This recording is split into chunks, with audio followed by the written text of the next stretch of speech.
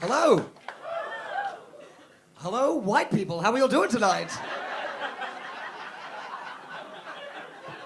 There are so many white people. Oh my God, it's amazing. It's amazing.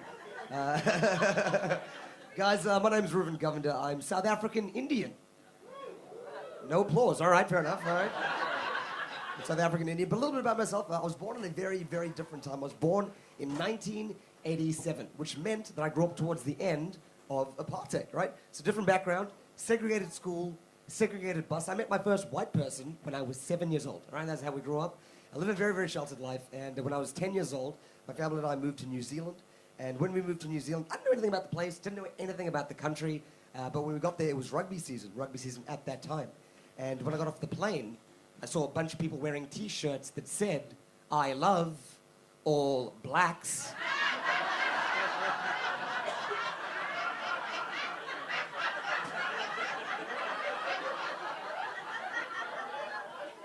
And I was like, yeah, we picked the right place. Good shit. Good work, Dad. Yes. That's amazing. I'm single at the moment. All the single people make some noise. Yeah, is Tinder a thing here in the UK? Is Tinder a thing? Yeah. I've been playing on Tinder, but I've also been the subject of some racial confusion on Tinder, right? And I get it, I understand. Like, I'm Indian, but I don't really look Indian. You know what I mean? I could be anything. You know, I could be like a black guy, you know? You know? I could be mixed race, you know? It's very hard to tell because I'm very ambiguously brown. Yeah.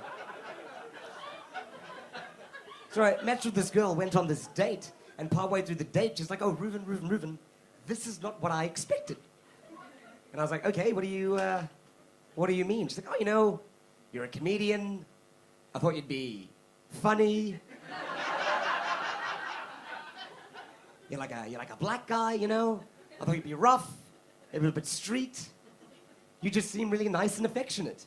And I was like, "Okay, should I tell you a joke and punch you in the face, or what do you want right now?" And she's like, "Oh, no. I would actually prefer if you tied me up."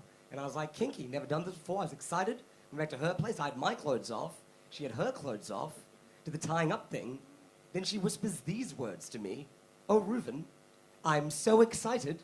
I've never been with a black guy before." I'm thinking, you probably still won't be. You know what I mean? Yeah. You might be a little disappointed. You know what I mean?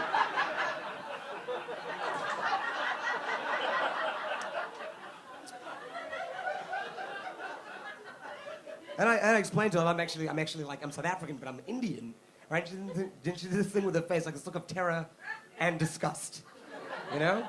As if I had tricked her. You know? As if I had swindled her somehow during this process. Like, I'm hanging out during the whole date being like, "You got me."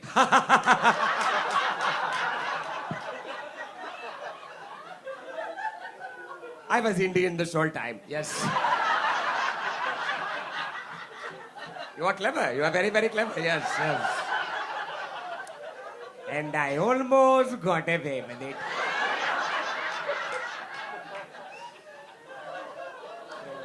But, yeah, she couldn't go anywhere because she was tied up. Hey. Get him. Anyway, all right. Let's see what I did grow up in Africa, which is very, very different. And the thing is, when you grow up in like in an African country, you notice the big differences when you move to like a white country, right? When we moved to New Zealand, the one thing that I noticed is everybody loves to work out, everybody loves to go to the gym, right? This is like a big deal there, protein shakes, that kind of thing. This is not such a big deal in Africa, right? But I would love for someone to explain this concept of a gym to an African child. You know, I'd love this. I call the kid over like, Sipho, come, I'm gonna show you something. Come. This is a gym. This is where white people come when they eat too much food. This is a personal trainer. He did not get a proper education.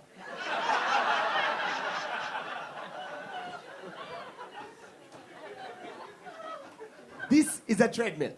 White people pay money to that gym, to drive to that gym, to come to this place to run on the same spot.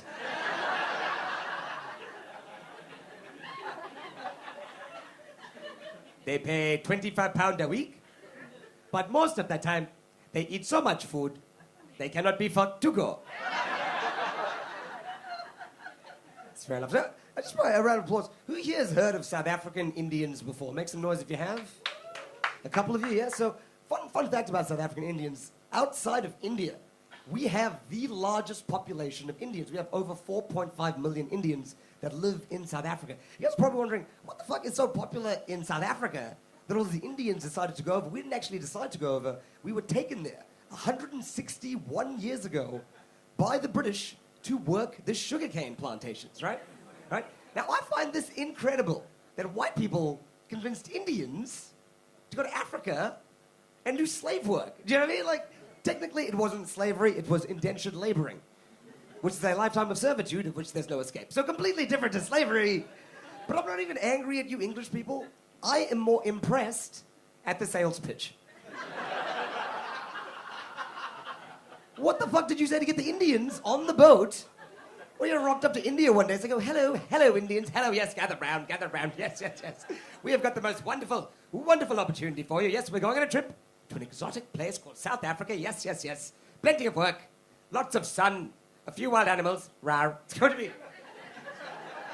It'll be rather exciting. And the Indians, it's like we fucking fell for it. Hook, line, and sinker. It's like we were hanging out being like, oh my God, yeah. Just got a boat and everything. I think you should totally go. Take the whole family. And then when we got there, the British were like, oh, it's a bit of a mix-up, really. Quite silly boys, my face red. Bit of a stuff up with the paperwork, and turns out you're all slaves.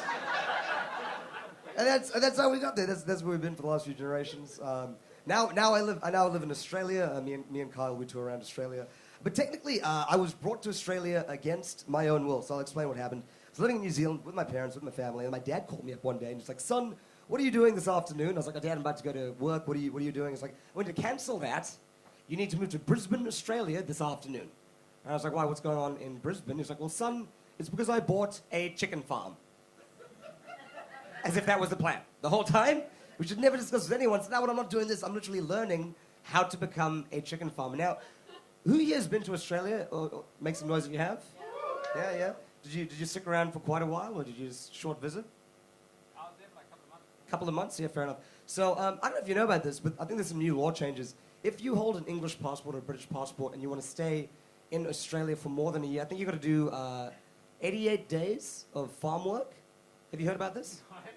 No, you haven't. So here's the new law. So if you want to stick around and get your second year working visa in Australia, you have to do 88 days of rural farm work, fruit picking, that kind of thing. But here's the thing, it fucking sucks. It sucks because a lot of the time these farmers take advantage of these guys because technically you don't have to pay them. It's like a legal requirement. They might do their work. You don't get paid. You might do your sign off. You might not get your sign off. And you go away, right? It sucks. It's corrupt, blah, blah, blah. Now, like I said to you, my dad has just bought a farm out in Brisbane, Australia, which means theoretically we can own white slaves, yes.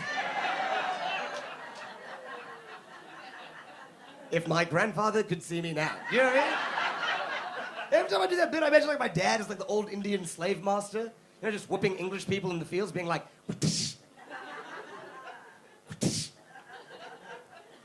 son, do you want to try? It is so cruel. They sunburn so easily, That one is crying. Quick, son, put on some Coldplay. I assume white people just go play. I don't fucking know. I don't know. I was in London. I did that bit, and there was a girl in the front row, and she got super offended because I think she did a farm work and she got like fucked over or whatever it was. And she's like, "Oh no, you don't understand. It's really tough. It's really hard." And I was like, "Oh no, I would love to see the movie about that struggle."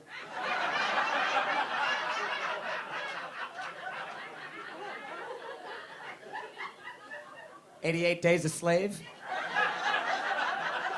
All right, guys, that's my time. My name's Ruven Govender. See you guys. Good night.